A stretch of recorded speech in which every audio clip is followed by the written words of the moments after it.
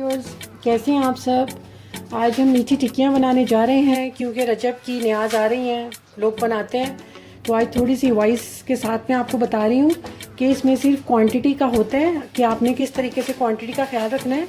और सेकेंडली, जितनी खीर की रेसिपीज़ हैं, हलवा पूड़ी की, वो मेरी प्लेलिस्ट में रजब न्याज के नाम से मैंने उसमें डाल दी हैं, वो भी चेक कर लीजिएगा।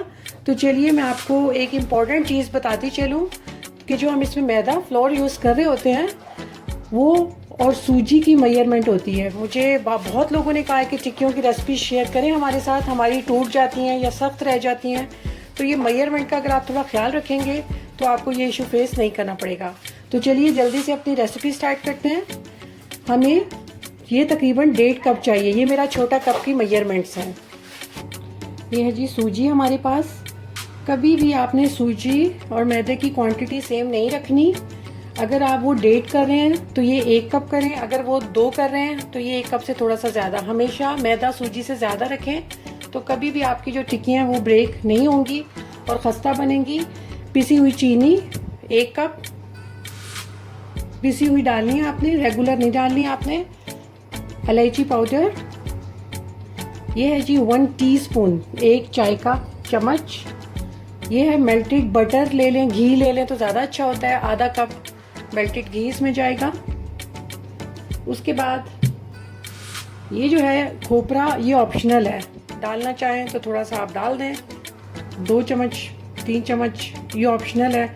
मर्ज़ी है तो डालें, नहीं मर्ज़ी तो ना डालें, बहुत एक्स्ट्रा ज़रूरी नहीं है। 1 एग, अंडा हम इस वजह से इसमें ऐड कर रहे हैं ताकि ये खस्ता बने।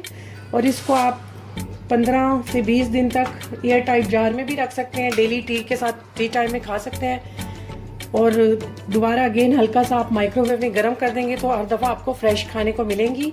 अब इसको जैसे रेगुलर आटा हम घरों में गूंथते हैं, ये दूध थोड़ा थोड़ा डाल के रेगुलर आटे की तरह अब इसको गूंथने लगे हैं।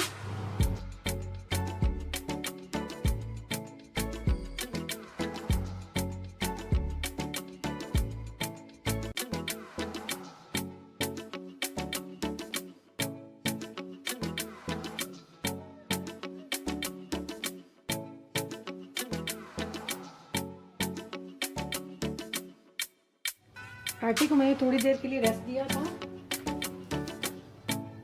ये देखिए, अच्छा ये आपको थोड़ा येलोइश लग रहा होगा इस वजह से क्योंकि यहाँ सूजी येलो मिलती है हमारे पास।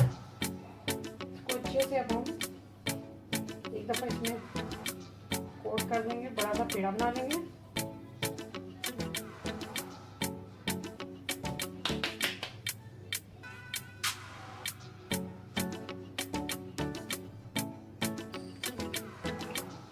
हल्के हाथ से बेल लेंगे।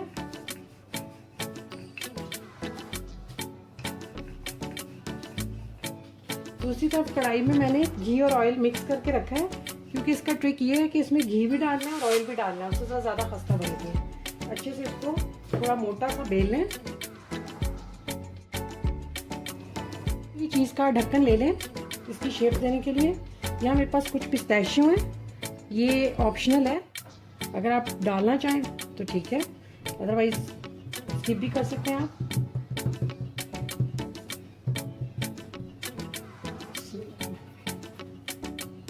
इस तरीके से हम इसकी कुकीज़ को शेप दे देंगे और जो हमारा ऑयल है उसमें डाल देंगे 1 बाय 1। जो रिमेनिंग आटा है उसका दोबारा यही प्रोसेस कर लेते हैं। ये देखिए